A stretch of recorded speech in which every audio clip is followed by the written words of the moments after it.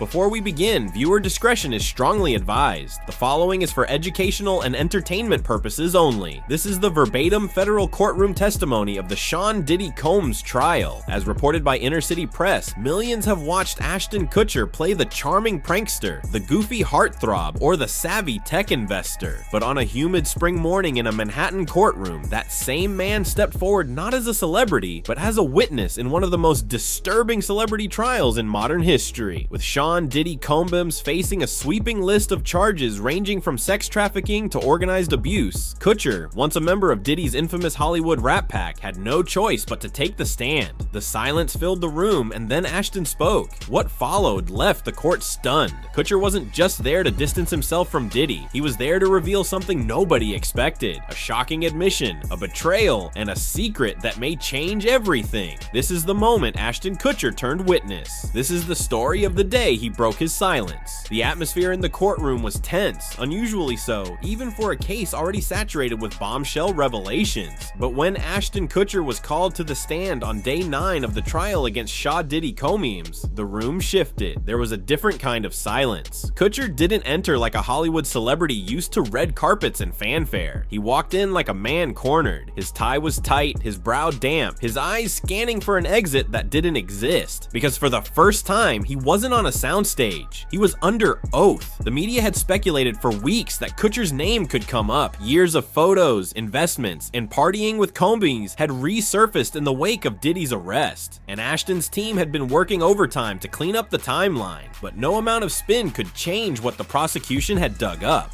Kutcher's name appeared in correspondence, security logs, financial records, and most damning of all, in a handful of videos seized from Diddy's compound. Ashton Kutcher, the prosecutor began. Do you recognize this image? Kutcher took one glance at the screen. It was grainy, but it was him, shirt slightly unbuttoned, drink in hand, laughing in a dimly lit room. Around him were faces blurred for privacy. I do, he said, swallowing. That was in 2009, Diddy's white party. That was the first of many confirmations. And as his testimony unfolded, a carefully curated public persona began to unravel. Kutcher spoke calmly at first, but there was a tremble in his tone. I was friends with him, he said of Combs. I looked up to him, but there were things I saw, things I ignored. He explained how the so-called new Hollywood Rat Pack had formed. Diddy himself, Danny Masterson, Wilmer Valderrama. At first it was partying, then it was business, then it was something else. There was a turning point. Kutcher said it went from private events to things I'd call curated experiences, and I didn't ask enough questions. The prosecution asked if he had ever witnessed criminal behavior. Kutcher paused. I didn't know what I was seeing at the time. That's what I keep telling myself, but I know better now. He admitted that Combs often had a separate team working the back rooms, people who confiscated phones, directed guests to certain areas, and collected NDAs on site. Ashton revealed that even he had signed multiple NDAs over the years. I just thought that was standard. He said everyone did it. But then came the recordings. The court played audio captured during a party in 2013 at one of Diddy's homes. You could hear music, laughter, then Ashton's voice. I don't think we should be filming this. He said, seriously, this is too much. Someone else responded, relax, it's all taken care of. They already signed. The prosecutor turned to Ashton. Who were you referring to?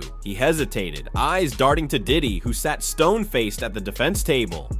Guests, Ashton finally said. Some were models, some weren't, but they weren't told what was going to happen. Not really. By the end of part 1, Ashton's testimony wasn't just about Diddy. It was about complicity, about a culture of silence that rewarded those who played along and punished those who asked questions. And it became clear Kutcher had once been one of the former, but now, in front of a judge and a jury, he was trying to become the latter. Ashton continued his testimony into the afternoon, this time detailing the infamous years of the new Hollywood Rat Pack. It was me, Diddy, Danny Masterson, and Wilmer Valderrama. He said, we called it a new kind of brotherhood, but in hindsight, it was a machine. He recounted stories that at the time sounded glamorous. Private jets to secret locations, all-night benders in mansions with no clocks or windows. But these tales now took on a sinister shade. There were entire rooms at those parties where only certain people were allowed in. Ashton said, you had to be approved. I didn't ask who was doing the approving. The prosecutor pressed him. Did he ever see anything illegal? Anything exploitative? Ashton exhaled sharply. Not with my own eyes, he said, but I heard things and I ignored what I heard. I laughed things off. I told myself it was just rumors. He detailed one incident in particular, a private yacht party in 2012. Diddy brought out a group of young women. Most of them were models or influencers, he said. They've all signed. You're safe. I remember laughing. I shouldn't have. He talked about how the Rat Pack dynamics shifted. Danny got darker, he said, referencing Masterson, more paranoid, more controlling. Diddy and Danny were very close during that time. The court showed footage from Diddy's 2009 white party co-hosted by Kutcher. That was my idea. He admitted we were promoting charity on the outside, but behind the scenes, I think we were promoting something else entirely. He told the court that as time went on, even he started keeping secrets. You don't rise in Hollywood without learning when to shut up. I was making millions. I had a brand and I didn't want to ruin that. He also explained how guests who asked too many questions weren't invited back. There was a guest list and there was a blacklist. You don't cross Shaw Combs. Everyone knew that. He even referenced a troubling encounter between a female guest and another celebrity whose name was redacted during court testimony. I asked if she was okay. She said, "They told me not to talk." That stuck with me. Ashton began to tear up slightly. "I'm here because I was part of the circle and I saw enough to know something was wrong and I didn't do enough to stop it." The gallery sat in stunned silence. Ashton Kutcher, long seen as the likable goofball, the tech-savvy investor, the doting husband, was now peeling back layers of a Hollywood secret few dared to confront. And it was only getting darker. Kutcher's testimony shifted from Hollywood gossip to direct exposure. The term freak-off, long rumored in industry blogs and anonymous posts, became part of the courtroom lexicon. "What's a freak-off?" the prosecutor asked. Ashton hesitated. It's an event Diddy would host," he said. "Private, exclusive, phones taken, guests blindfolded. Sometimes it was presented like performance art, but it wasn't." Not really. He described how he was invited to his first one in 2005. "I thought it was a theme party," he said. "I brought a date within 30 minutes. I regretted coming." He wouldn't describe everything he saw, but he did say this. "There were hidden cameras. There were people who looked terrified. There were rooms you didn't walk into unless someone tapped your shoulder." The prosecutor brought up a detail from a seized laptop. Ashton's name was on a digital guest list tagged green light. "It meant I was trusted," he said. "I don't know what I did to earn that, but I knew what it meant. I could go anywhere." He also described being given documents to sign, NDAs drafted not just for guests, but for high-profile entertainers, security teams, caterers. "The NDA I signed in 2010 was 28 pages long," he said. "I signed it anyway." The courtroom listened as Ashton explained how difficult it was to step away. "You're not just backing out of a party," he said. "You're backing out of a network, a power structure, a system." He recalled one moment in 2014 when he tried to stop attending. "I told Diddy I was done, that it wasn't for me anymore, and he said, 'You don't quit. You're in or you're out forever.'" That same week, Ashton claimed 3 investment deals mysteriously fell through. "I got a call from a mutual friend who said you made someone nervous." Ashton ended with a chilling admission. "I was afraid, not just for my career, but for my family." Did he had reach? And people don't understand. He didn't need to raise his voice. All he had to do was stop returning your calls. That was enough to destroy someone. And with that, the courtroom broke for recess. But nobody moved because Ashton Kutcher, for the first time in decades, was finally telling the truth. Once the court resumed, the focus turned away from parties and into something far more calculated. The financial and business ties that had quietly fueled the lifestyle Ashton Kutcher and Sean Diddy Combs had constructed. This wasn't just about what happened behind velvet ropes. It was about what funded it. Kutcher had long been considered a savvy investor. From early tech startups to massive venture capital plays, he had positioned himself as Hollywood's bridge to Silicon Valley. But as he explained the network behind it all, a pattern emerged. Many of his deals overlapped with names now caught in the crossfire of Diddy's scandal. In 2009, I started getting involved in more than just entertainment. He said, "I was introduced to founders, fund managers, and Sean had connections most people didn't. He could open doors that even the biggest venture capitalists couldn't." He described how Diddy brought him into a circle of international financiers, brand developers, and nightlife mogul. They didn't just throw parties, they built companies out of them. There were branding firms disguised as clubs, investment groups disguised as lifestyle blogs. It was marketing, surveillance, and recruitment all rolled into 2021, one name came up repeatedly: an anonymous investor tied to several of Kutcher's ventures, later discovered to have direct affiliations with Combs' overseas business arms. Financial records showed large transactions labeled only as consulting or event services, but the destinations of those funds often aligned with dates of notorious private gatherings. Ashton also admitted there were shell companies he never fully understood. "They told me it was to protect intellectual property," he said, but looking back, it was probably to hide who was really funding what. When asked why he didn't dig deeper, Ashton looked down. "Because the money was good. Because I didn't want to be the guy who asked too many questions." The prosecution laid out a timeline of investments from Kutcher's involvement in an exclusive tech hub in downtown LA to his partnership in a nightlife-focused app that folded shortly after receiving millions in funding that traced back to accounts now frozen under federal suspicion. Kutcher admitted he'd received updates from the app's leadership, but the user data they collected, names, locations, biometric info, had quietly been sold off.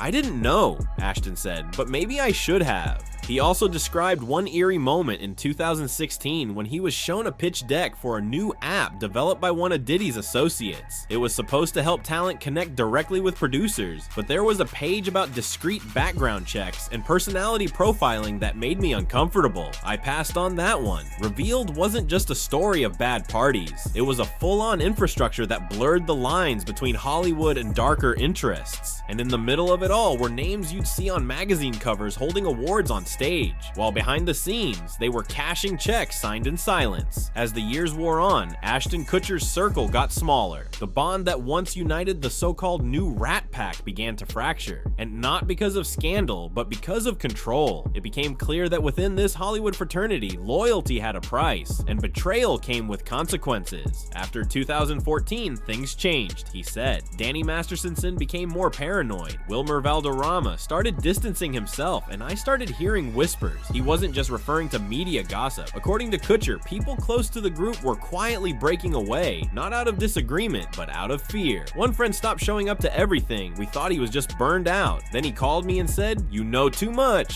Get out." Kutcher claimed that after he began declining certain invitations, events, investments, dinners, things around him shifted. Projects that were green lit suddenly went dark. PR deals fell through, and certain executives stopped returning his calls. It felt like I was being quietly frozen out. He detailed a chilling encounter in early 2017 when he ran into Diddy at a charity gala. He hugged me, told me I'd been missing out, and then he said, "You should be careful about what you don't remember." That line stuck with me. Shortly after, Ashton said he received a USB drive in a blank envelope at his office. It was footage from a party in 2012. Nothing illegal, just embarrassing. I got the message. He admitted that fear started dictating his decisions. He didn't speak up. He didn't confront anyone. He just tried to back away slowly, hoping no one would notice. But someone always did. Every time I pulled away, something would come up, he said. A tabloid leak, a hacked email, a threatened lawsuit, and I'd scrambled to protect my name, my family. But the deeper concern was what he couldn't protect: his conscience.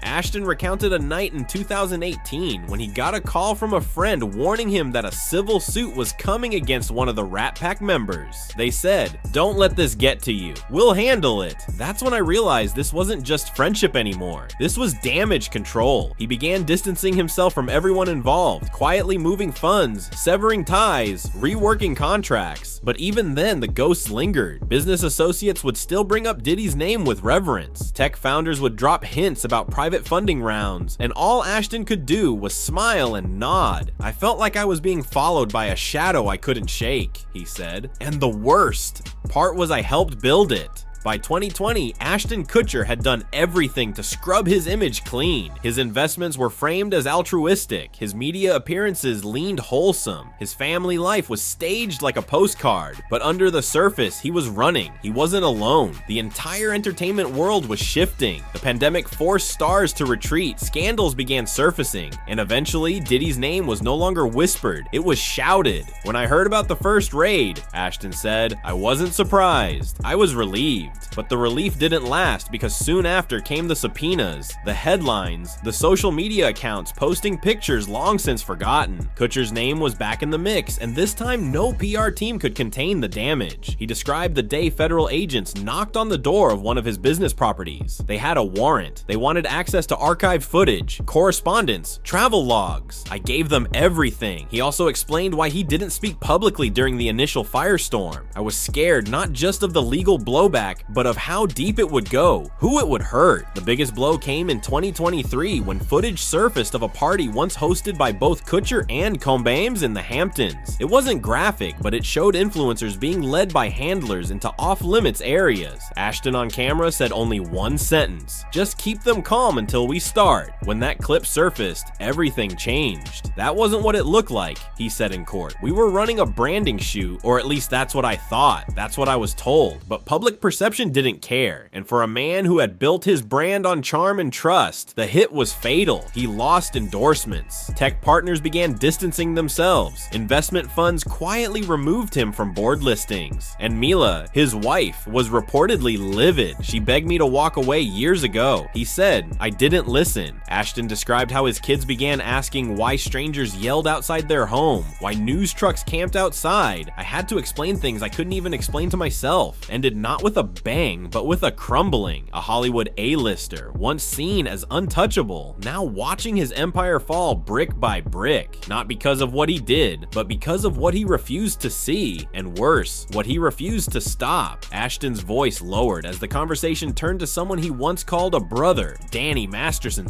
The courtroom felt the shift immediately. No one in the room needed reminding of Masterson's fate, convicted and sentenced. But what no one had heard before was how deeply embedded he was in this circle, how far the influence stretched to protect him, and how Ashton Kutcher was far more involved than he'd previously admitted. "We came up together," Ashton began. "We shared everything, work, parties, even investors." He described how the years they spent on that 70s show weren't just about filming. Offset, it was networking. Danny was plugged into Scientology, Kutcher to tech and venture capital, Diddy to fashion and music. And at the core, they fused it all into one web of power that was designed to silence dissent.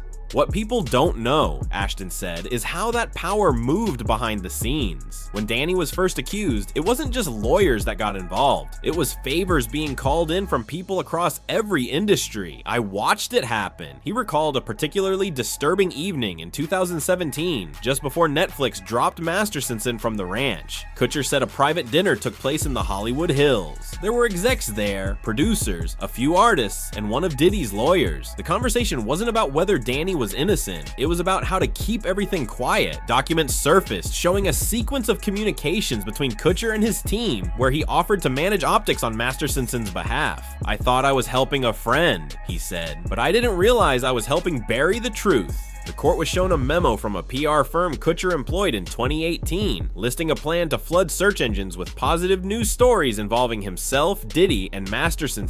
The campaign included celebrity endorsements, red carpet appearances, and even quiet donations to women's charities, all timed with specific legal milestones.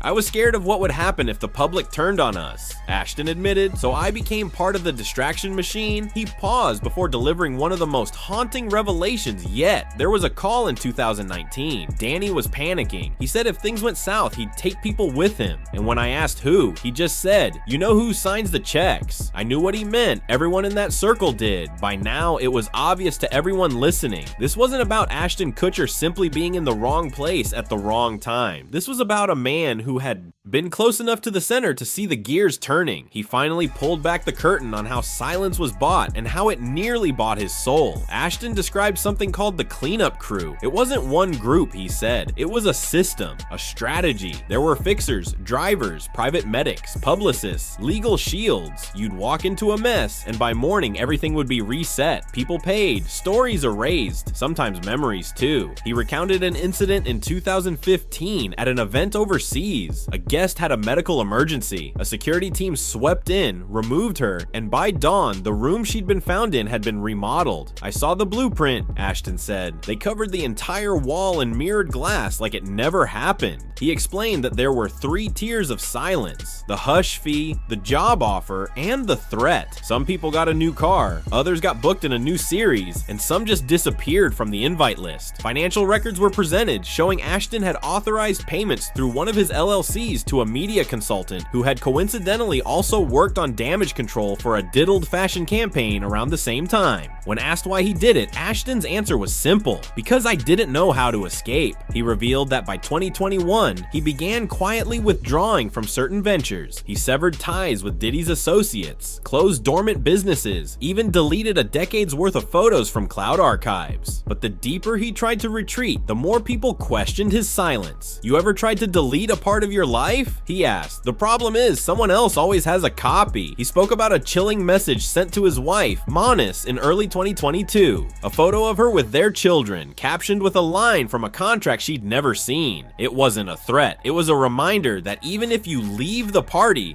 never leaves you. He ended with Kutcher explaining why he was finally speaking out. "Because I got tired of erasing myself," he said. "Because the longer I stayed quiet, the more I became one of them." Ashton Kutcher sat still for a long moment before speaking again. It was as if he knew what Part 9 truly meant, not just for the courtroom, but for the legacy of everyone still watching. "This isn't about saving face," he said. "This is about saving whatever part of myself I still recognize." He was asked one final question. If given the chance, would he go back and change anything? "I would have walked away," he answered. "Back in 2005, the first time I saw the door close behind me at one of those parties, I should have left, but I didn't. I stayed. I played along. I smiled on carpets and pitched apps while people got hurt behind the scenes." He admitted he had sent letters to some of the victims recently, not to ask for forgiveness. He said just to tell them, "I see it now, all of it." Ashton turned to the judge before stepping down. "Your Honor," he said, "if there's anything this court needs from me, emails, records, names, I won't fight it. I've done enough fighting for the wrong people." A hush swept over the room. Even Diddy didn't flinch because at that moment, the courtroom wasn't filled with celebrities or moguls. It was filled with the echoes of what they'd all tried to bury. Outside, the world was watching, and whether you believed Ashton was a hero trying to atone or just another guilty man with a polished smile, one thing was clear: the curtain was finally being pulled on the myths of fame, and what stood behind it was far uglier than anyone wanted to admit.